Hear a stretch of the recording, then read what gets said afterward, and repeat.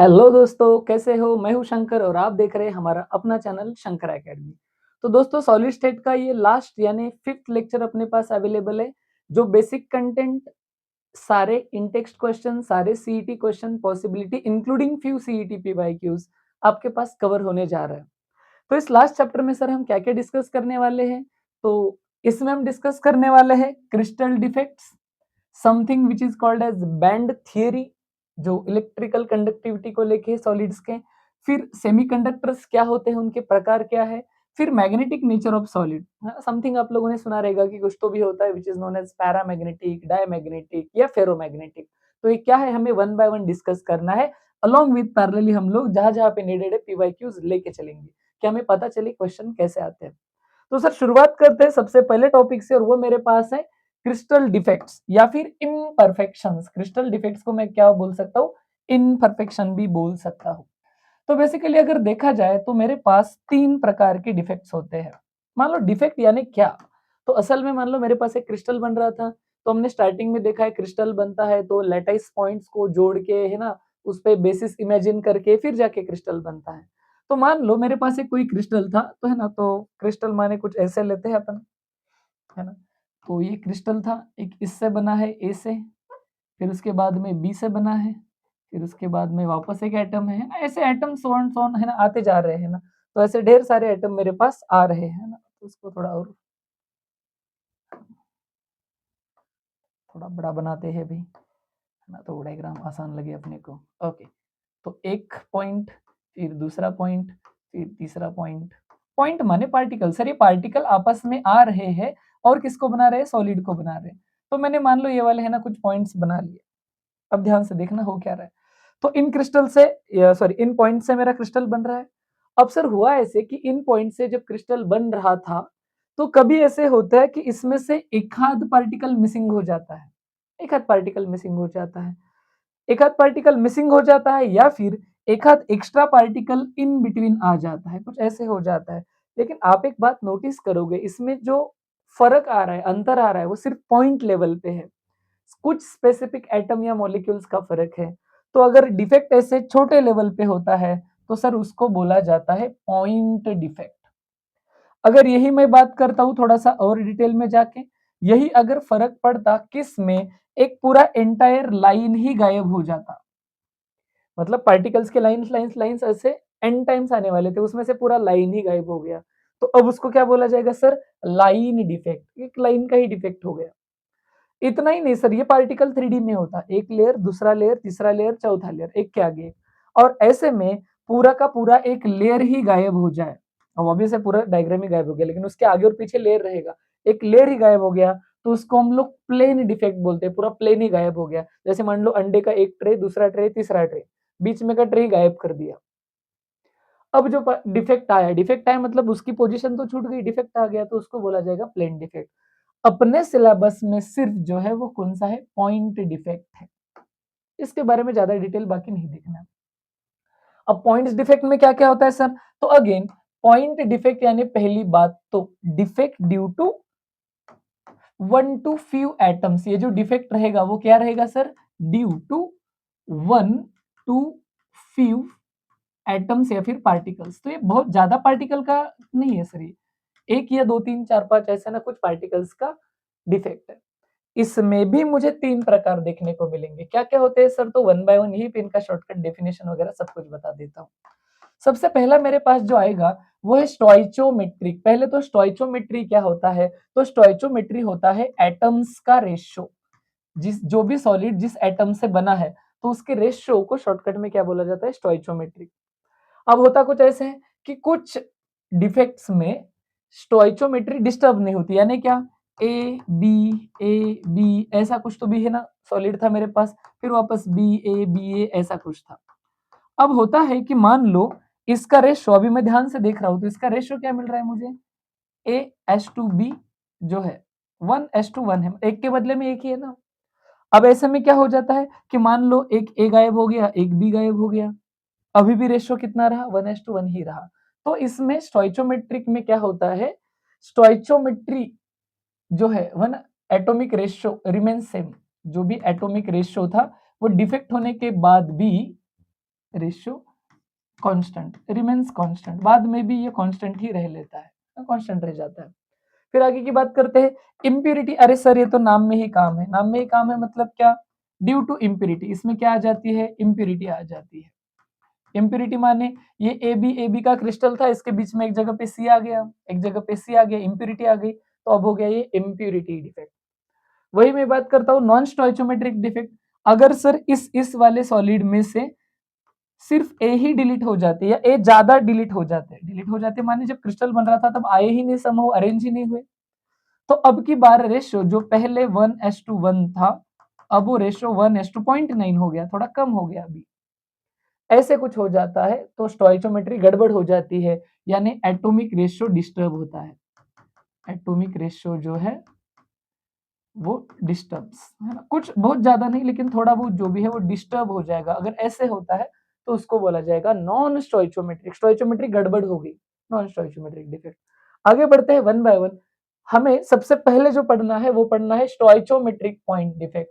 Again आप लोगों को प्रॉपर डेफिनेशन बता दूं, है ना, ये पॉइंट डिफेक्ट है, ये जो भी है सर ये कैसा वाला डिफेक्ट है, पॉइंट डिफेक्ट है। क्यों होता है तो आपको बता दूं, ड्यू टू, है ना, तो ये क्यों होता है, तो या फिर ड्यू टू बोलने से अच्छा है, ठीक है ना, इसका डेफिनेशन वाइज बता देता हूँ। तो ये होने वाला तो ठीक है, वन बाय वन देखेंगे इसके एक एक रीजन क्या है, लेकिन डेफिनेशन वाले पार्ट में अपन ये देखेंगे इसमें क्या होता है। तो atomic ratio, overall atomic ratio जो है वो रिमेन सेम, रेशियो कांस्टेंट रहता है, तो ऐसे वाले डिफेक्ट को क्या बोलूंगा sir, stoichiometric defect. Even after defect atomic ratio same रहता है। ओके, अनेक वचन में एक वचन लिखता हूँ रेशियो। ओके, फिर आगे क्या है सर, तो इसके भी चार प्रकार होते हैं। कभी कभी ये डिफेक्ट में वैकेंसी आ जाती है, कभी कभी एक एटम अपनी पोजीशन छोड़ के कहीं और चला जाता है, इंटरस्टिशियल पोजीशन पे जाता है। वैकेंसी का एक एग्जांपल होता है स्कॉट की, और इंटरस्टिशियल का एक एग्जांपल होता है फ्रेंकल। लेकिन ये जो है ये स्पेसिफिकली किसी भी सॉलिड के लिए होते हैं। ये प्रिसाइजली दो साइंटिस्ट ने है ना कुछ स्पेसिफिक सॉलिड के लिए स्टडी की है, तो इन चारों को हमें वन बाय वन पढ़ना है। इसमें स्पेसिफिकली स्कॉट की एंड फ्रेंकल ये बहुत ही ज्यादा इंपॉर्टेंट है board and CET point of view से। सबसे पहले शुरुआत करते हैं सर पहले दो इफेक्ट्स, है ना, जो भी है डिफेक्ट्स है, कौन कौन से है, पहला है वैकेंसी, दूसरा है सेल्फ इंटरस्टिशियल।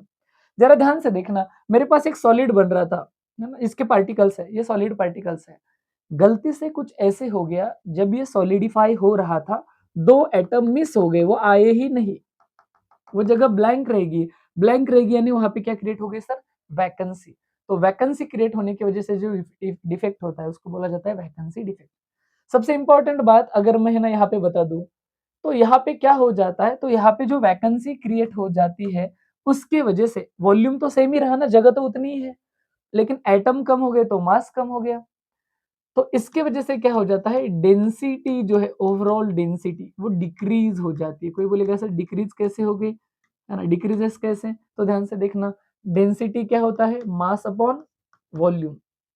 वॉल्यूम तो सेम ही था पहले भी और बाद में भी, लेकिन मास क्या हो गया, कम हो गया, मास कम हो गया तो डेंसिटी भी क्या हो जाएगा, कम हो जाएगा।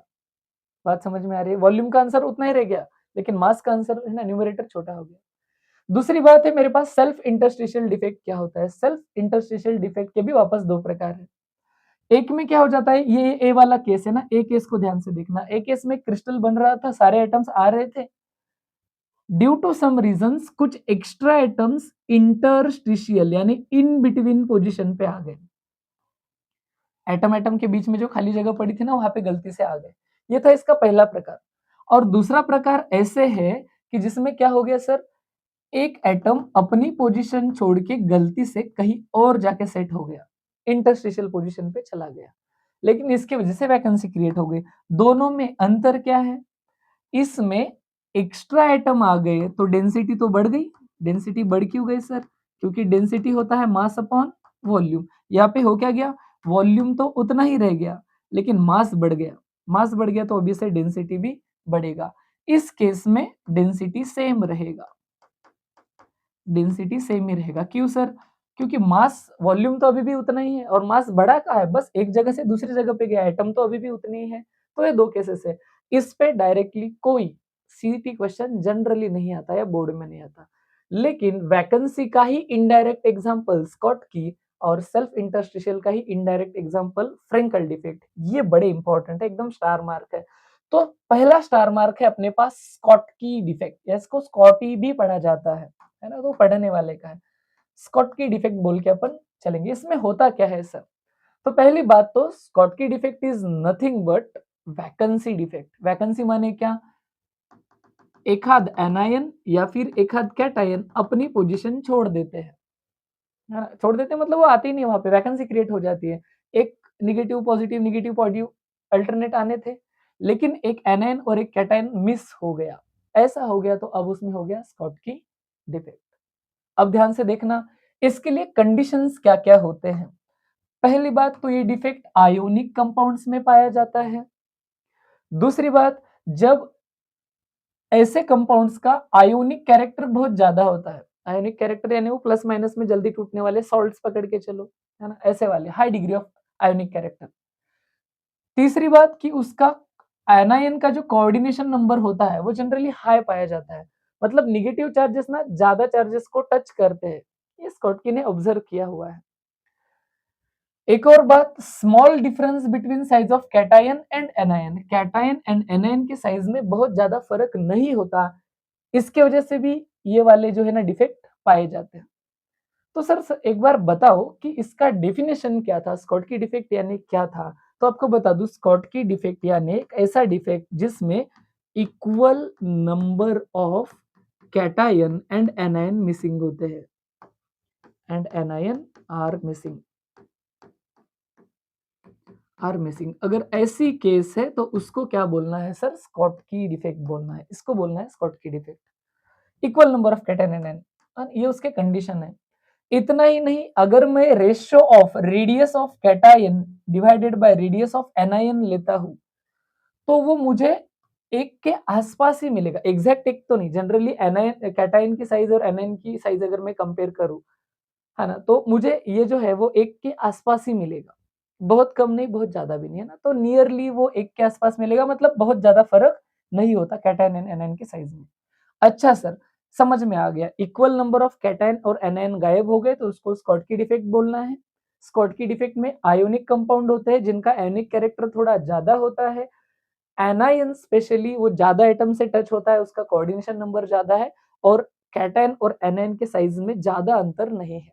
अच्छा, इसके कॉन्सिक्वेंसेस क्या है? तो जरा बात को समझो, इसके कॉन्सिक्वेंसेस क्या है ना, इससे क्या क्या फर्क पड़ रहा है सॉलिड को।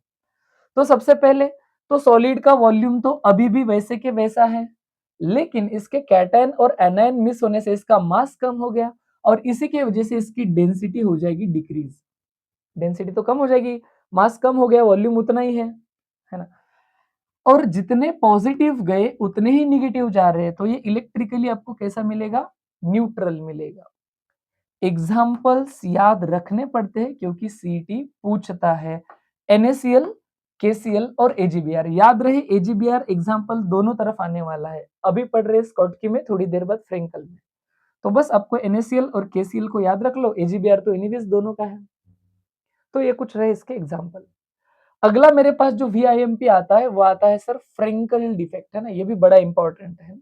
तो ये फ्रेंकल डिफेक्ट क्या होता है? तो फ्रेंकल डिफेक्ट इनडायरेक्टली एग्जांपल है इंटरस्टिशियल डिफेक्ट का। इसमें क्या होता है सर? अपनी पोजीशन छोड़ के, जनरली कैटायन ही है, कैटायन अपनी पोजीशन छोड़ के कहीं और ऑक्यूपाई हो जाते हैं ना, अपना पोजीशन छोड़ के कहीं और सेटल हो जाते हैं, है ना। ऐसा क्यों होता है? तो अगेन आपको इसका डेफिनेशन बता दूं कि डेफिनेशन क्या है। तो फ्रेंकल का डेफिनेशन है cation occupies interstitial position, interstitial position, ऐसे अगर होता है तो इनको बोला जाएगा सर फ्रेंकल डिफेक्ट या फ्रेंकल डिफेक्ट। अब इसके कंडीशन क्या क्या है, ये कब कब मिला? तो ऑब्वियस है ये भी मिला, आयोनिक कंपाउंड में ही मिला, लेकिन सबसे important difference between sizes of cation and anion आपको मिलेगा लार्ज। और दूसरा, उधर एनायन का कोऑर्डिनेशन नंबर ज्यादा था, इधर लो कोऑर्डिनेशन नंबर होता है। लो कोऑर्डिनेशन नंबर एक एटम कम एटम से अटैच होता है, और इसी वजह से तो मूव हो सकता है, वो कम एटम से अटैच है, वो अपने इंटरस्टिशियल पोजीशन पे जा सकता है। अच्छा, सॉलिड बनने के बाद नहीं, जब सॉलिड बन रहा था तब वो बाद में मूव नहीं होता, लेकिन वो इंटरस्टिशियल पोजीशन पे पाया जाता है। बात समझ में आ गई? सर, इसके कॉन्सिक्वेंसेस क्या-क्या होते हैं, है ना? ऐसा होने से क्या-क्या हो जाएगा? तो याद रखना, इस वाले में नोटिस किया कि इसमें मास अभी भी उतना ही है, वॉल्यूम अभी भी उतना ही है, क्योंकि ना वॉल्यूम का चेंज हुआ है ना मास का, बस एक जगह का मास दूसरी जगह पे गया है उसी सॉलिड में। तो डेंसिटी वैसे की वैसे रहेगी, केमिकल प्रॉपर्टी भी अनचेंज रहती है, क्योंकि जितने Na प्लस है उतने Cl माइनस है, या जो भी है ना, जितने Ag प्लस है उतने Cl माइनस है, तो इस हिसाब से। इलेक्ट्रिकली ये भी न्यूट्रल रहता है, क्यों सर? क्योंकि जितने पॉजिटिव है उतने नेगेटिव अभी भी है, equal number of cation and anion present है। तो ये दो कॉन्सिक्वेंसेस है। इसके एग्जांपल्स ध्यान से देखो, ZnS zinc sulphide, AgCl, AgBr, AgI, CaF2, जैसे अपन ने अभी अभी बोला है, इसमें से AgBr तो दोनों में कॉमन है, उधर NaCl, KCl याद रखा था, तो बचे हुए बाय डिफॉल्ट इसके एग्जांपल है। ओके, चलो आगे बढ़ते हैं, है ना? तो आगे बढ़ गए, तो देखना भाई, सीईटी का एक आसान सा पीवाईक्यू हमारे पास आ रहा है। देखो, ये सीईटी 2025 का रिसेंट का पीवाईक्यू है, आपको आता है नहीं आता है जरा देखते हैं ना। Identify defect developed when an ion of ionic compound is missing from its regular site and occupies interstitial position। interstitial position पे जाता है लेटाइस पॉइंट्स। तो ये क्या आ रहा है? देखो, स्कॉटकी तो नहीं, स्कॉटकी में equal number of cation anion होते हैं। इम्प्योरिटी हमें देखना है अभी क्या होता है, तो ये इस इंटरस्टिशियल वर्ड पे मत जाना, यहाँ पे इम्प्योरिटी नाम लिखा है, तो ऑब्वियस है वो फ्रैंकल डिफेक्ट है ना? फ्रैंकल डिफेक्ट है। ओके, फिर आता है अपने पास सेकंड टाइप का पॉइंट डिफेक्ट, और वो क्या है सर? तो वो है इम्प्यूरिटी डिफेक्ट। नाम में ही काम है, मतलब जब सॉलिड बन रहा था तो उसमें इम्प्यूरिटी आने वाली थी। अब इसमें भी मेरे को दो प्रकार मिलते हैं, एक मिलता है सब्स्टिट्यूशनल इम्प्यूरिटी और एक मिलता है इंटरस्टिशियल। अरे, सब्स्टिट्यूशनल मतलब एक चीज को दूसरी चीज सब्स्टिट्यूट कर रही है। एग्जाम्पल ध्यान से देखो, इसका एग्जाम्पल मेरे पास है अलॉयज। हम अलॉयज में क्या करते हैं, मेरे पास दो या दो से ज्यादा डिजायर्ड मेटल्स का मिक्सचर एक तीसरा डिजायर्ड मेटल बनाने के लिए, है ना, ऐसा कुछ बनाया जाता है। जैसे ब्रास का एग्जांपल दिया है हमें, ब्रास बना होता है कॉपर का, कॉपर में कुछ जगह पे जिंक का इम्प्यूरिटी आ जाता है या जानबूझ के डाला जाता है, तो इसको बोला जाता है ब्रास सीईटी का पीवाईक्यू, कि ब्रास के कौन कौन कंस्टिट्यूएंट मेटल है, एक कॉपर है और एक जिंक है। तो कॉपर कॉपर कॉपर आने चाहिए थे, लेकिन जिंक ने उसको सब्स्टिट्यूट कर दिया और एज ए इम्प्योरिटी आ गया, तो सब्स्टिट्यूशनल इम्प्योरिटी डिफेक्ट। इसका एक और एग्जांपल है, एग्जांपल 1 तो अलॉय हो गया, एग्जांपल 2 है वैकेंसी थ्रू अलियोवैलेंट इम्प्योरिटी। याद रहे, यहाँ पे एक वर्ड आ रहा है अलियोवैलेंट, क्या मतलब है? अलियोवैलेंट का मतलब होता है दो से ज्यादा ऑक्सीडेशन स्टेट वाले, यानी कि वेरिएबल ऑक्सीडेशन स्टेट्स का आना। वेरिएबल ऑक्सीडेशन स्टेट्स जब आते हैं तो उसे बोला जाता है अलियोवैलेंट वेरिएबल ऑक्सीडेशन स्टेट, है ना? एकापेक्षा ज्यादा, एक से ज्यादा ऑक्सीडेशन स्टेट जब आएंगे तो उसको बोला जाता है। तो इसे ध्यान से देखना, Na plus Cl minus, Na plus Cl minus, है ना, ऐसे कुछ आ रहे थे अल्टरनेट अल्टरनेट, एक Na प्लस एक Cl माइनस आ रहा था। लेकिन भाई साहब, अपने पास कुछ हो ऐसे गया कि एक Sr2 प्लस आ गया, स्ट्रोंशियम 2 प्लस आ गया। जनरली सॉलिड्स इलेक्ट्रिकली न्यूट्रल होते हैं, मतलब जितने पॉजिटिव उतने निगेटिव। यहाँ पे क्या हो गया सर? Na प्लस का एक है तो Cl माइनस का भी एक हुआ करता था, अब प्लस वाला एक ही आ गया, तो वो दो क्या करेगा? प्लस वाले को रिप्लेस करेगा, क्योंकि माइनस तो अभी भी उतने ही है, तो एक दो प्लस वाला आ गया तो वो दो जगह खाली कर देगा, याद रहे, क्योंकि एक Na पे एक ही प्लस था, अब ये एक 2 प्लस वाला आ गया तो वो दो Na प्लस को रिप्लेस करेगा, तो इसके वजह से यहाँ पे क्रिएट होगा वैकेंसी, है ना? यहाँ पे क्रिएट होगा वैकेंसी। तो वैकेंसी थ्रू अलियोवैलेंट इम्प्योरिटी, इसकी ऑक्सीडेशन स्टेट +1 थी, ये +2 वाला आ गया, तो इसने दो की जगह खाली कर दी, है ना, तो वैकेंसी बन गई। तो ये है इम्प्योरिटी के दो प्रकार, है ना, NaCl में स्ट्रोंशियम का आ जाना, वैकेंसी थ्रू अलियोवैलेंट और ब्रास अलॉय। दूसरा है मेरे पास interstitial impurity. Interstitial impurity defect, है ना, अपने लिए तो बहुत अच्छे और काम की चीज है ना, कभी कभी दाग अच्छे भी होते हैं। कैसे है सर? ध्यान से देखो, अब लोहा जो होता है आयन, वो बना है Fe से, Fe एंड सो ऑन। तो लोहा बना है Fe से, इसके बीच में कार्बन की इम्प्यूरिटी आ गई, लोहे आयन के सामने कार्बन छोटा सा पार्टिकल है, तो फिर ये कार्बन बीच बीच में इंटरस्टिशियल पोजीशन पे आ गई, लेकिन उससे बन गया स्टील। तो steel is a impurity defect. ये किससे बना है? Fe के बीच में कार्बन की इम्प्योरिटी आ गई। कार्बन की क्वांटिटी बहुत कम है, लेकिन फिर भी आने से तो इम्प्योरिटी आ गई। ये सब्स्टिट्यूट नहीं हुआ है, ना अलियोवैलेंट वैकेंसी है, ये बीच में आ गया, इम्प्योरिटी है। आगे बढ़ते हैं। फिर यहाँ से मेरे को एक दो क्वेश्चन मिलते हैं, जरा सॉल्व करके देखते हैं। Identify the type of defect in brass alloy. देखो है ना, रिसेंट पीवाईक्यू है ब्रास वाला। तो ब्रास में क्या हुआ था? ब्रास में मेरे पास कॉपर के एटम थे, कॉपर का एटम, कॉपर का एटम, कॉपर का एटम, कॉपर का एटम, बीच में ही जिंक आ गया था। ध्यान से देखना, बीच में ही जिंक आया था, रिप्लेस करके आया था। इसका मतलब इंटरस्टिशियल का सब्स्टिट्यूशनल इम्प्योरिटी डिफेक्ट, सब्स्टिट्यूट हो गया। अगला question, identify the type of defecting following, है ना, from following in stainless steel. अरे सर स्टील की बात हो रही है, तो स्टील में क्या हुआ था? स्टील में हुआ था कि मेरे पास Fe था, Fe था, Fe था, वापस Fe था, Fe था, Fe था, Fe था। इनके इंटरस्टिशियल पोजीशन पे कार्बन की इम्प्योरिटी आ गई थी, तो यह है इंटरस्टिशियल इम्प्योरिटी डिफेक्ट। तो बात समझ में आ गई। ओके, तो आगे देखते हैं नॉन स्टोइचोमेट्रिक डिफेक्ट। नॉन स्टोइचोमेट्रिक डिफेक्ट का सर डेफिनेशन क्या था? तो मैं आप लोगों को बता दूं, नॉन स्टोइचोमेट्रिक डिफेक्ट यानी ऐसे डिफेक्ट जिनमें एटॉमिक रेशियो जो है वो गड़बड़ हो जाता है, एटॉमिक रेशियो जो है वो चेंज हो जाता है ना, चेंजेस। हाँ, बहुत ज्यादा बड़ा चेंज तो आएगा नहीं, लेकिन थोड़ा सा पॉइंट्स में आ जाएगा। जैसे 1:1 था तो 1:0.9 हो जाएगा, थोड़ा सा तो फर्क मिल जाएगा। तो इसमें भी मेरे पास दो प्रकार के डिफेक्ट पाए जाते हैं। एक डिफेक्ट जिसको बोला जाता है मेटल डेफिशिएंसी। अरे देखो नाम में ही है काम, मेटल की हो रही है डेफिशिएंसी। मतलब सर क्या मतलब है इसका? तो देखो ध्यान से, जैसे मान लो मेरे पास इसका जो एग्जांपल वो होता है metals that show variable oxidation state. Variable oxidation state यानी हमारे, है ना, जो भी आसपास केमिस्ट्री में जो भी मेटल्स है, कभी वो +2 में भी हो सकते हैं, कुछ लोग +3 में, +4 में। एक ही मेटल एक से ज्यादा ऑक्सीडेशन स्टेट में हो सकता है। इसका जो एग्जाम्पल है वो है अपने पास NiO। आइडियली Ni2+ होता है और O2-, तो इनका रेशियो होना चाहिए था 1:1 Ni और O में। लेकिन बात कुछ ऐसी होती है सर कि जैसे हमने अभी देखा था अलियोवैलेंट इम्प्योरिटी वाला जो भी है, वैसे ही बात हो गई। होता यह है कि अगर मेरे पास Ni2+, Ni2+, Ni2+, Ni2+ के अगर मेरे पास टोटल 10 एलिमेंट है या 10 आयंस है, तो उसका टोटल चार्ज जो हो जाएगा वो 20 पॉजिटिव में हो जाएगा, क्योंकि हर एक पे 2+ है। लेकिन वही अगर मैं Ni3+ लेता हूं तो अब मुझे 10 की जरूरत नहीं है, क्योंकि क्या होगा कि अगर मैंने Ni3+ जो है वो बीच में ही कितने ले लिए, अगर मैंने Ni3+ ले लिए थोड़े बहुत, जैसे मान लो मैंने क्या कर लिया 2 Ni3+ किए, तो असल में वो 3 Ni2+ को रिप्लेस करेंगे, है ना। 3 Ni2+ को कैसे? 3 दूना 6 हो गया, 3 दूना 6 हो गया। तो अब मुझे Ni2+ 10 की जरूरत नहीं है, एक कम की जरूरत है, क्योंकि 2 Ni3+ ने क्या कर दिया, एक Ni2+ को रिप्लेस कर दिया।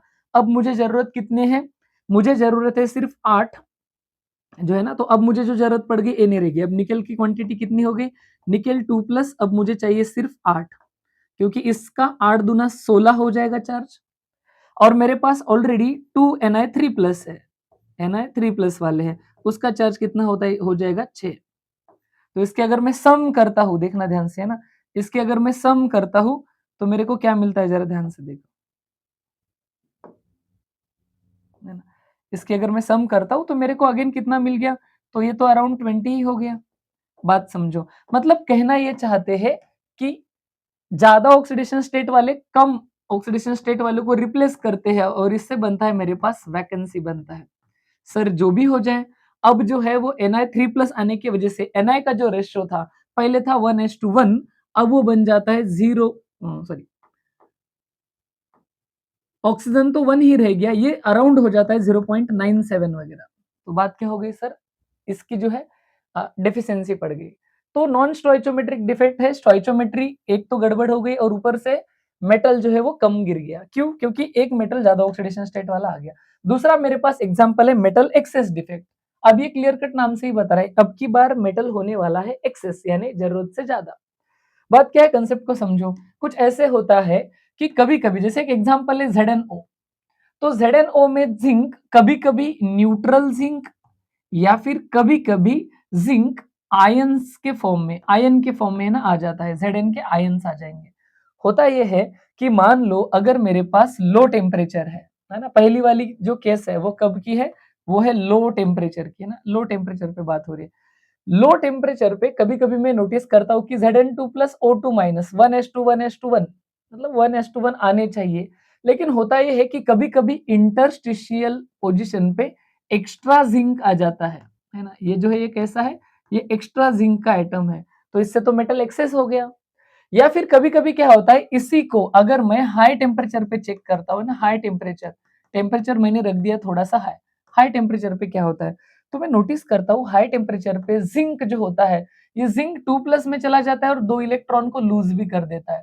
तो यहाँ पे ये जो है ना एरो, ये मुझे बता रहे हैं फ्री इलेक्ट्रॉन्स, तो 2 फ्री इलेक्ट्रॉन को लूज भी कर देता है, लेकिन अगेन मेटल एक्सेस हो गया। सिमिलरली एक और एग्जांपल है जो सीईटी पीवाईक्यू आ चुका है, और वो क्या है तो ध्यान से समझना। बाय एनायन वैकेंसीज, कभी कभी एनायन की वैकेंसी होने से मेटल एक्सेस हो जाता है। बात को समझो, जैसे मान लो मेरे पास Na प्लस था, Cl माइनस था, Na प्लस था, Cl माइनस था, लोअर वाली लेयर में जाता हूँ, Cl माइनस था, Na प्लस था, Cl माइनस था और Na प्लस था, और ये ऐसे हो रहा था, है ना, कंटिन्यूअसली 3D में था ये क्रिस्टल। अब होता यह है कभी कि ऐसे वाले क्रिस्टल को अगर मैं हीटिंग इफेक्ट देता हूं, अगर मैं इसको करता हूं हीट, है ना, इस वाले क्रिस्टल को अगर मान लो मैंने टेम्परेचर बढ़ा दिया, तो क्या होता है, इसके सरफेस पे, है ना, इसके सरफेस पे जो भी एक्स्ट्रा सोडियम डिपॉजिट हो जाएगा, ये एक्चुअली ये जो हीटिंग होती है ना, इसको मैं ध्यान से लिखता भी हूँ, इसकी जो हीटिंग होती है ना, heating in sodium vapours, Na vapours, मतलब ये हीटिंग है तो ऑब्वियस है मैं यहाँ पे सोडियम की वेपर्स रख रहा हूँ। ऐसे में अगर इसका हीटिंग हो गया तो मुझे नोटिस होता है कि जो सरफेस पर ये वेपर्स में से जो सोडियम है वो क्या करता है, एक आध Cl को अपने तरफ अट्रैक्ट करके ऊपर NaCl डिपॉजिट हो जाता है। अब ये NaCl सरफेस पे डिपॉजिट हुआ, लेकिन बात क्या हुई सर, यहाँ पे तो वैकेंसी क्रिएट हो जाएगी ना, ये उधर चला जाएगा, तो कुछ ऐसा कि ये वाला जो है यहाँ पर का Cl वो चला गया ऊपर, ये यहाँ पे आ गया NaCl के फॉर्म में, यहाँ पे एनायन वैकेंसी क्रिएट हो गई। एनायन वैकेंसीज, एनायन वैकेंसीज हो गई, यानी एनायन कम पड़ गया, क्रिस्टल के बाहर चला गया, लेकिन एनायन कम पड़ गया इसका मतलब कैटायन का रेशियो ज्यादा हो गया, और इस तरीके से ये मेटल एक्सेस डिफेक्ट हो जाता है। यहाँ पे सोडियम जो है वो तुम्हें 1+ समथिंग मिल जाएगा, और क्लोरीन है वो 1 ही रह जाएगा, है ना, इस तरीके का डिफेक्ट मुझे दिखाई देता है। अच्छा, इससे क्या हो गया सर, तो इससे कुछ ऐसे हो गया कि यहाँ पे वैकेंसी आ गई, वैकेंसी आ गई, और ये आयन से मतलब यहाँ पे इलेक्ट्रॉन का ट्रांसफर हो सकता है, और अगर इलेक्ट्रॉन का ट्रांसफर हुआ तो कुछ तो एनर्जी एब्जॉर्ब होगी, और उसके वजह से मुझे कुछ कलर दिखते हैं, तो इसको एफ सेंटर्स बोला भी जाता है, फॉरबिडन सेंटर्स, यानी वहां पे एम्प्टी स्पेस हो गई। और सीईटी में क्वेश्चन पूछा था कि NaCl को हीटिंग किया तो उसका जो भी कलर दिखता है वो क्यों दिखता है, तो रीजन था due to formation of F centre. यहाँ पे मेरे डिफेक्ट्स हो जाते हैं खत्म, बस इतने सारे डिफेक्ट थे। अब हमें लास्ट के 2-3 पॉइंट्स पढ़ने और चैप्टर को करना है सर कंक्लूड। अगला है कि सॉलिड्स में मुझे कुछ इलेक्ट्रिकल प्रॉपर्टीज देखनी है, तो अगेन ऐसे सॉलिड जो इलेक्ट्रिसिटी को कैरी करते हैं वो कंडक्टर है, जो नहीं करते वो इंसुलेटर है, जो इन बिटवीन है वो मेरे पास सेमीकंडक्टर्स है। लेकिन अगेन याद रखना, यहाँ पे हमें कुछ एग्जैक्ट वैल्यूज दिए हैं। कंडक्टर सर उन्हीं को बोलो जिनका कंडक्टेंस जो रहेगा, यानी ओम इनवर्स मीटर इनवर्स, ना, ओम इनवर्स मीटर इनवर्स, वो 10⁴ से लेके 10⁻7 के बीच में होना चाहिए। अगर ऐसा है ना, ओम इनवर्स मीटर इनवर्स ऐसा है तो वो कंडक्टर्स है। इंसुलेटर उनको बोलो, देखो इंसुलेटर इलेक्ट्रिसिटी को कैरी नहीं करते, लेकिन कुछ तो हो सकता है, तो इसका रेंज क्या है, तो इसकी कंडक्टिविटी का रेंज है 10⁻20 टू 10⁻10। अरे सर ये तो बहुत कम हो गया, 0.0000 है ना, बहुत ही छोटा। ओहम इनवर्स मीटर इनवर्स ऐसा रहा, तो लास्ट में मेरे पास होते हैं सेमीकंडक्टर जो इन बिटवीन है, तो इनकी कंडक्टिविटी जो मुझे मिलनी चाहिए 10⁻6 से लेके 10⁴ ओहम इनवर्स मीटर इनवर्स, ऐसी मुझे है ना इसकी कंडक्टिविटी मिलनी चाहिए। आसान से भाषा में बता दूं कंक्लूजन क्या है, कंक्लूजन कुछ ऐसे है कि मैं इन तीनों को जो है ना कंडक्टिविटीज को कुछ ऐसे याद रखूंगा। सबसे पहले मेरे पास मैं रखूंगा सबसे लो वाली कंडक्टिविटी, कहां से, 10⁻⁻20 से स्टार्ट हो रही है, 10⁻10 तक जा रही है। ये जो है ये 100% कौन है, इंसुलेटर्स है ना, इंसुलेटर है। फिर मैं कंडक्टिविटी को थोड़ा सा बढ़ाता हूँ, -10 नहीं, थोड़ा प्रिसाइज, -6 से लेके जाता हूँ 10⁻4 तक, तो ये मेरे को मिलेंगे सेमी कंडक्टर्स, ये मुझे मिलेंगे सेमी कंडक्टर्स। और यही कंडक्टिविटी में बढ़ा के 10⁻4 टू 10⁻7 तक लेता हूँ, यूनिट ऊपर लिखा है, तो अब ये मेरे पास क्या बन जाएंगे, कंडक्टर्स बन जाएंगे। तो बस ये सीक्वेंस जो है उसको याद रख लेंगे, खत्म बात। आगे बढ़ते हैं। आगे मुझे पढ़नी है कि ये जो कंडक्टिविटी है ना, तो इसको एक थ्योरी ने समझा है और उसको बोला जाता है बैंड थियरी। इसमें 3 वर्ड आते हैं। एक वर्ड आता है कंडक्शन बैंड, है ना, एक होता है जो कि होता है कंडक्शन बैंड, है ना। अब ये कंडक्शन बैंड क्या होता है सर, है ना, तो याद रखना, किसी भी एटम का या एलिमेंट का या मेटल का अगर हमने क्या कर दिया, इलेक्ट्रॉनिक कॉन्फ़िगरेशन लिखा, तो उसके लास्ट में जो लास्ट वाला ऑर्बिटल है या फिर लास्ट वाला जो भी शेल है, उसको अपन एक बैंड की फॉर्म में देखते हैं। अगर उसमें स्पेस अवेलेबल है तो इलेक्ट्रॉन का ट्रांसफर होता है और फिर उसके बाद में इलेक्ट्रिसिटी कैरी होती है। एक होता है कंडक्शन बैंड। फिर उसके बाद में अगर मैं इसका डेफिनेशन या फिर इसको एक डायग्रामेटिकली रिप्रेजेंट भी कर सकते हैं, तो मेरे पास दूसरी जो होती है उसको बोला जाता है वैलेंस बैंड, है ना, वैलेंस बैंड। अब ये क्या है सर, तो वैलेंस बैंड यानी वही, देखो कंडक्शन बैंड इलेक्ट्रॉन को कैरी करेगा और वैलेंस बैंड में एम्प्टी स्पेस है, तभी जाके ये इलेक्ट्रॉन को एक्सेप्ट कर सकता है। थियरी ये है कि इन दो बैंड्स में जो गैप होना चाहिए, है ना, इन दो में किसी भी एलिमेंट के वैलेंस बैंड और कंडक्शन बैंड में जो गैप होना चाहिए, जिसको अपन फॉरबिडन जोन ऐसे भी बोलते हैं, है ना, फॉरबिडन जोन, या फिर आसान भाषा में इसको बैंड गैप ऐसे भी बोला जाता है, बैंड गैप, है ना, ऐसे कुछ बोला जाता है। तो याद रहे, जो इलेक्ट्रिसिटी इलेक्ट्रॉन्स को कैरी करती है वो कंडक्शन बैंड है, वैलेंस बैंड यानी एम्प्टी, जो इलेक्ट्रॉन को एक्सेप्ट कर सकती है। अब मैं तीनों का एक्सप्लेन करता हूं। जैसे मान लो मेरे पास मेटल है, तो ये जो वैलेंस बैंड है और ये जो कंडक्शन बैंड है, ये एक दूसरे को ऑलमोस्ट ओवरलैप करेंगे, मतलब यहां से यह इलेक्ट्रॉन बड़े आसानी से जा सकता है। बस आप, है ना, एनोड कैथोड जोड़ दो, इलेक्ट्रोड जोड़ दो और बटन दबा दो, ऑन कर दो, सर्किट कंप्लीट कर दो, इजीली इलेक्ट्रॉन फ्लो हो जाएंगे। ये होता है मेटल के केस में। वही अगर मैं बात करता हूं इंसुलेटर्स के केस में, इंसुलेटर्स, तो इंसुलेटर्स के केस में ये जो कंडक्शन बैंड है और ये जो वैलेंस बैंड है, इसमें जो बैंड गैप है वो बहुत ज्यादा होता है, लार्ज बैंड गैप या फिर फॉरबिडन जोन, इतना ज्यादा कि वैलेंस बैंड से कंडक्शन बैंड में इजीली इलेक्ट्रॉन जा ही नहीं सकता। वही अगर सर मैं बात करता हूं सेमी कंडक्टर्स की, है ना, सेमी कंडक्टर्स, तो सेमी कंडक्टर्स के केस में ये जो भी मेरे पास, है ना, कंडक्शन बैंड है और ये मेरे पास जो भी है ना वैलेंस बैंड है, इसमें जो गैप रहता है ना ये अप्रिशिएबल रहता है, यानी बहुत ज्यादा भी नहीं और बहुत कम भी नहीं, अप्रिशिएबल गैप। इसकी वजह से सेमीकंडक्टर्स को अगर मैं टेम्परेचर ज्यादा बढ़ाता हूं या फिर इसमें कुछ तो भी होता है which is called as doping, यानी सेमीकंडक्टर्स को मॉडिफाई करते हैं हम लोग, तो अगर ऐसा कुछ किया तो ये गैप जो है वो कम हो जाता है और फिर इलेक्ट्रिसिटी कैरी, यानी semiconductors can be converted into conductors, है ना, ऐसा कुछ कंसेप्ट होता है।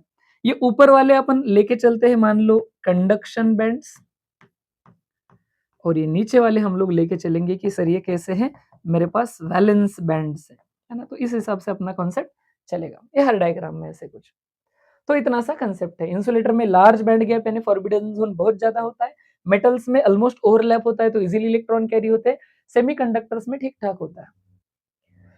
ओके चलो, तो फिर अगर सेमीकंडक्टर टॉपिक आ ही गया तो अपन देखेंगे कि सेमीकंडक्टर्स क्या है। तो सेमीकंडक्टर वो वाले सॉलिड्स है जिनमें फॉरबिडन जोन यानी बैंड गैप, वैलेंस बैंड और कंडक्शन बैंड में गैप ज्यादा नहीं है।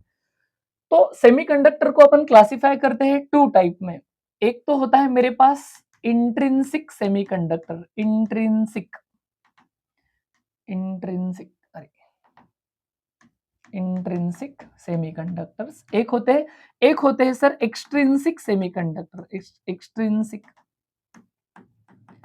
Extrinsic semiconductor. दोनों में फर्क क्या है, मान लो मेरे पास एक सेमीकंडक्टर है, सेमीकंडक्टर्स आप लोगों को पता है जनरली कहाँ पे होते हैं, group number 14 of the periodic table. Group number 14 कौन सर, कार्बन, सिलिकॉन, जर्मेनियम ये वाली फैमिली, काशी गए संत प्रभु, और इसमें से भी डोमिनेंटली ये दोनों लोग सिलिकॉन और जर्मेनियम, है ना, ये बहुत अच्छे सेमीकंडक्टर्स हैं। तो ग्रुप 14 वाले अगर मैं इनको एज इट इज यूज करता हूं तो क्या होता है, सेमीकंडक्टर्स को अगर मैं एज इट इज, है ना, अगर यूज कर लिया किसी भी, है ना, जहां पे मुझे यूज करना है, इलेक्ट्रॉनिक डिवाइस रहे या फिर जो भी रहे, तो एज इट इज अगर है तो उनको इंट्रिंसिक बोलना है। लेकिन अगर इनकी डोपिंग करी, मतलब इनमें इम्प्यूरिटी ऐड करी, डोपिंग करी या फिर इसमें इम्प्यूरिटी ऐड करी, नेचुरल नहीं है, अब इसमें डोपिंग करी, तो अब ये क्या बन गए सर, एक्सट्रिंसिक सेमीकंडक्टर्स। तो इंट्रिंसिक के एग्जांपल क्या है, एज इट इज यूज करो, तुम सिलिकॉन को यूज करो, जर्मेनियम को यूज करो, एज इट इज करो, इनको डोपिंग मत करो। लेकिन यहाँ पे क्या होता है, यहाँ पे आप डोपिंग कर सकते हो, कैसे, तो आपने क्या कर दिया, सिलिकॉन में या तो डाल दी बोरॉन की इम्प्यूरिटी, या तो फिर सिलिकॉन में आप लोगों ने डाल दी फॉस्फोरस की इम्प्यूरिटी, है ना, ऐसे कुछ। तो इन इम्प्यूरिटी को ऐड करते हैं तो ये एक्सट्रिंसिक सेमीकंडक्टर होते हैं। इतना ही नहीं कि सिलिकॉन या जर्मेनियम सेमीकंडक्टर के साथ में बोरॉन को ऐड कर रहा हूं या फास्फोरस को, ये भी बड़ा मैटर करता है, क्योंकि इंट्रिंसिक को एक्सट्रिंसिक करने से उस सेमीकंडक्टर की प्रॉपर्टी तो बढ़ गई, कंडक्टिविटी तो बढ़ गई, लेकिन वो किस वजह से बढ़ रही ये देखना जरूरी है। तो उसके लिए मेरे पास अगेन एक वीआईएमपी बोर्ड में आने वाला क्वेश्चन आता है। एक होता है मेरे पास P type semiconductor, P type semiconductor, और एक मेरे पास होता है एन टाइप सेमीकंडक्टर, है ना, एन टाइप सेमीकंडक्टर, ऐसे कुछ तो भी होता है। अब इन दोनों में फर्क क्या है सर, तो बड़ा आसान सा फर्क है, अपन ना फटाफट फटाफट इसको डिस्कस कर लेंगे 2 मिनट में। देखो अगेन अपन ने बात करी है कि मेरे पास सेमीकंडक्टर कहाँ पे मिल रहे हैं, ग्रुप नंबर 14 में। आपको पता होगा ग्रुप नंबर 14 का general electronic configuration NH2 NP2, यानी इनके वैलेंस इलेक्ट्रॉन कितने होते हैं, 4 होते हैं, 4 वैलेंस इलेक्ट्रॉन होते हैं। अब देखना इन ग्रुप 14 के अगर मैंने, है ना, तो जैसे पी टाइप क्या होता है, ग्रुप 14 का कोई सेमीकंडक्टर मैंने डोप कर दिया, है ना, इसकी कर दी डोपिंग, डोपिंग यानी इसमें इंप्यूरिटी ऐड कर दी, इसकी डोपिंग करी किसके साथ, ग्रुप नंबर 13 के साथ। याद रहे इनके वैलेंस इलेक्ट्रॉन थे 4 और इनके वैलेंस इलेक्ट्रॉन होते हैं 3। आसान सा एग्जांपल, जैसे मान लो मेरे पास एक सिलिकॉन था, दूसरा सिलिकॉन था, तीसरा सिलिकॉन था, चौथा सिलिकॉन था, पांचवा सिलिकॉन था, एंड सो ऑन, है ना, ऐसे मेरे पास सिलिकॉन सिलिकॉन सिलिकॉन थे। अब मैंने क्या कर दी, डोपिंग करी, मतलब एक सिलिकॉन हटा दिया और उसके बदले में ग्रुप 13 के आने कौन, है ना, तो बोरॉन, एल्यूमिनियम, है ना, ये वाले कोई, है ना, इनमें से कोई। तो मैंने क्या कर दिया, मान लो यहाँ पे बोरॉन ला दिया। अब सिलिकॉन का तो है कि वो 4, है ना, बॉन्ड बनाता है, 4 बॉन्ड बनाता है कंटिन्यूअसली। हर सिलिकॉन के ऑलमोस्ट मुझे कितने मिलेंगे, 4 बॉन्ड्स मिल जाएंगे। लेकिन प्रॉब्लम होगा कि बोरॉन की तो लिमिट है, बोरॉन तो मैक्सिमम कितने बॉन्ड बनाता है, 3 ही बनाता है। तो यहाँ पे सिलिकॉन के पास इसका जो चौथा वैलेंस इलेक्ट्रॉन है, 1 2 3, ये तो खत्म हो गए, ये वैसे ही बचेगा, और बोरॉन के पास तो इलेक्ट्रॉन ही नहीं था, तो वो वैसे ही बॉन्ड बिना बने ही एम्प्टी स्पेस रहेगा। यहाँ पे फॉर्मेशन ऑफ वॉइड होगा या फिर होल होगा, यहाँ पे एक होल फॉर्मेशन होगा, लेकिन याद रहे उस होल में सिलिकॉन का एक एक्स्ट्रा इलेक्ट्रॉन भी है, यहाँ पे एक एक्स्ट्रा इलेक्ट्रॉन भी है, होल प्लस इलेक्ट्रॉन। तो अब से अगर एक्स्ट्रा इलेक्ट्रॉन आ गया तो क्या हो जाएगा, इलेक्ट्रॉन को अगर मैंने कैथोड एनोड से जोड़ दिया तो अब से इलेक्ट्रिसिटी को कैरी कर सकता है, और इसके वजह से करंट फ्लो होगा, या फिर जो भी है सेमीकंडक्टर उसकी प्रॉपर्टी बढ़ेगी। तो ये है पी टाइप। क्या याद रखना है, group 14 with group number 3। Group 3 की 3 वैलेंसी होती है, तो इसको ट्राइवैलेंट इंप्यूरिटी बोला जाता है, ट्राइवैलेंट, है ना, ये जो इंप्यूरिटी है वो कैसी है, ट्राइवैलेंट है, ये कैसा था, tetravalent. Similarly sir N type में क्या होता है, तो अगेन ग्रुप 14 मेरे पास होता है, ग्रुप 14 का एक सेमीकंडक्टर, जैसे सिलिकॉन जर्मेनियम कुछ भी है, इसको मैं डोपिंग करता हूं, लेकिन अब की बार डोपिंग में मैं क्या करूंगा, ग्रुप नंबर 15 वाले एलिमेंट्स को यूज करूंगा, ग्रुप 15 वालों को। अब इससे फर्क क्या पड़ेगा, तो ध्यान रहे इससे फर्क क्या पड़ेगा, इसने इसको साइड में कर दिया, इनके वैलेंस इलेक्ट्रॉन थे 4 और इनके वैलेंस इलेक्ट्रॉन है 5। अब वापस मैं एग्जांपल आपको ड्रॉ करके बताता हूं, जैसे मान लो यहाँ पे मेरे पास एक सिलिकॉन था, सिलिकॉन था, सिलिकॉन था, फिर वापस सिलिकॉन था, सिलिकॉन था, सिलिकॉन था, फिर वापस सिलिकॉन था, सिलिकॉन था, सिलिकॉन था। अब की बार मैंने क्या कर दिया, जब डोपिंग करी तो बीच में का एक सिलिकॉन हटा दिया और ग्रुप 15 का, है ना, तो जैसे इनके ऑप्शन कौन कौन होते हैं आपके पास, नाइट्रोजन, फास्फोरस, है ना, आर्सेनिक वगैरह, ये जो ऑप्शन होते हैं। तो इसमें से खास करके फास्फोरस को उठाता हूं मैं, यहाँ पे फास्फोरस रख दिया, अब हो क्या जाएगा, सिलिकॉन तो बॉन्ड 4 ही बना रहा था, बराबर 4 बॉन्ड बना रहा था, है ना, सिलिकॉन बराबर 4 बॉन्ड, क्योंकि उसके पास वैलेंस इलेक्ट्रॉन 4 ही है, तो ऑब्वियस है सर वो 4 ही बॉन्ड बनाएगा। लेकिन बात ऐसे हो गई कि फास्फोरस के पास तो वैलेंस इलेक्ट्रॉन 5 होते, मतलब एक एक्स्ट्रा बच गया, एक इलेक्ट्रॉन बच गया एक्स्ट्रा। अब ये एक्स्ट्रा इलेक्ट्रॉन रिस्पॉन्सिबल होगा अपनी इलेक्ट्रिसिटी को कैरी करने के लिए, तो यहाँ पे क्या हो जाता है, एक्स्ट्रा इलेक्ट्रॉन हो जाता है ना, तो एक्स्ट्रा इलेक्ट्रॉन की वजह से ऐसे कुछ, तो इसको बोला जाएगा एन टाइप सेमीकंडक्टर्स। यहाँ पे इलेक्ट्रॉन ज्यादा हो रहा था, तो इनके लिए एक पॉइंट बोला जाता है कि ये कैसे होते हैं, इलेक्ट्रॉन रिच होते हैं, क्योंकि इलेक्ट्रॉन ज्यादा है। इनके बॉन्डिंग में एक इलेक्ट्रॉन कम पड़ रहा था, तो इनको इलेक्ट्रॉन डेफिशिएंट बोला जाता है ना, डेफिशिएंट बोला जाता है। इसमें इलेक्ट्रिसिटी कंडक्ट करता है होल, इसमें एक्स्ट्रा वाला इलेक्ट्रॉन। तो ये था all about P type and N type semiconductors, है ना, तो ये ऐसा छोटा सा अपना कंसेप्ट था। ओके, आगे बढ़ेंगे और last point of this chapter is magnetic properties of solids. तो मैग्नेटिक प्रॉपर्टीज क्या है, तो देखो भाई इन्होंने क्या कर दिया, एक मैग्नेटिक फील्ड ले ली, है ना, तो रेडीमेड मैग्नेटिक फील्ड ले ली, उस मैग्नेटिक फील्ड में सॉलिड्स को, अलग अलग सॉलिड को उनके प्योर फॉर्म में रखने को शुरुआत करी।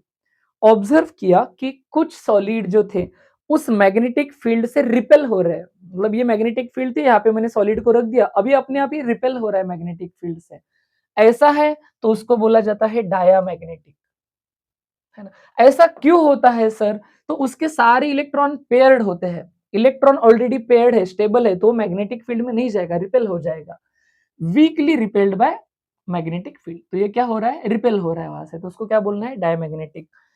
इसके एग्जांपल्स बड़े इंपॉर्टेंट है, कौन कौन है, N2, F2, NaCl, H2O, benzene. आपको N2 और F2 को स्पेशली याद रखना है, क्योंकि ये केमिकल बॉन्डिंग नाम के 11th के चैप्टर से आते हैं, मॉलिक्यूलर ऑर्बिटल थ्योरी से, कि इसमें 0 अनपेड इलेक्ट्रॉन्स होते हैं। फिर मैं जाता हूं कहां पे, फिर मैं जाता हूं पैरामैग्नेटिक सॉलिड्स पे, है ना, फिर नेक्स्ट मेरे पास जो है वो पैरामैग्नेटिक है। पैरामैग्नेटिक क्या मुझे नोटिस होता है कि अगर मैं इसको मैग्नेटिक फील्ड के पास में भी ले जाऊं तो ये अट्रैक्ट हो रहा है, weakly attracted by magnetic field. Reason, जैसे इनके इलेक्ट्रॉन पेड थे, इनके कैसे होते हैं, अनपेड होते हैं, तो वो अनपेड इलेक्ट्रॉन जो है वो मैग्नेटिक फील्ड की तरफ अट्रैक्ट करते हैं, जैसे ऑक्सीजन कॉपर 2+, Fe3+, Cr3+। यहाँ पे सारे एग्जाम्पल लॉजिकल है। ऑक्सीजन को मैं क्या कर सकता हूँ, मॉलिक्यूलर ऑर्बिटल थ्योरी से निकाल सकता हूँ, इसके 2 इलेक्ट्रॉन अनपेड मिलेंगे मुझे, कॉपर 2+, Fe3+ और Cr3+। इनका तो इलेक्ट्रॉनिक कॉन्फ़िगरेशन लिख के देखेंगे तो बराबर अनपेड इलेक्ट्रॉन मिलेंगे। एक ग्रुप ये भी होता है सर कि जिसमें 2 से भी ज्यादा अनपेड इलेक्ट्रॉन होते हैं, large number of unpaired electron. एक अनपेड था तो अट्रैक्ट हो रहा था, अब बहुत ज्यादा अनपेड है तो ये क्या हो जाएगा sir, attracted strongly bye magnetic field, बहुत ही ज्यादा। इतना ही नहीं, इन फेरोमैग्नेटिक यानी ज्यादा अनपेड वालों को अगर हमने लॉन्ग टर्म के लिए स्ट्रॉन्ग मैग्नेटिक फील्ड में रखा, तो उसके जो इलेक्ट्रॉन है ऐसे अरेंज हो जाते हैं कि वो परमानेंटली मैग्नेटाइज हो सकता है, मतलब इनका हम परमानेंट मैग्नेट बना सकते हैं। Example FeCO, Ni, gadolinium Gd और chromium dioxide NaCr+4। Electronic configuration लिखा तो हमें पता चलेगा इनके अनपेड इलेक्ट्रॉन ज्यादा है। तो यहाँ पे इस चैप्टर का पूरा कंटेंट हो जाता है खत्म। तो सॉलिड स्टेट का पूरा अपन ने जो है ना 5 लेक्चर्स में पूरा सीरीज कंप्लीट किया है। अगेन 1 बाय 1 सारे वीडियोस देखने हैं, पूरे नोट्स बनाने हैं, है ना, और PYQs लगाने हैं। जितनी प्रैक्टिस करोगे उतना स्कोर बढ़ेगा और उतनी ही इंप्रूवमेंट होगी। तो चैप्टर खत्म करते करते आप लोगों को 2 लाइनें सुना के भी जाता हूँ। तो याद रहे भाई, किसी भी कॉम्पिटिटिव एग्जाम का अगर हम प्रिपरेशन करते हैं तो आसान बात नहीं होती है, उसके लिए हार्डवर्क लगता है, डेडिकेशन लगता है, डिटर्मिनेशन लगता है, कंसिस्टेंसी लगती है। तो जैसे मान लो ये CET एग्जाम या JEE नीट जिसके लिए आप प्रिपेयर कर रहे हो, ये आप लोगों से कुछ बात कह रहा है ना, कि ये कॉम्पिटिटिव एग्जाम या फिर बोर्ड ही ले लो, ये आपसे बोलता है कच्चा रास्ता है मेरे घर तक आने का, कच्चा रास्ता है मेरे घर तक आने का, अगर तेरा पक्का इरादा है तो ही आ जाना। थैंक यू क्लास, पढ़ते रहो।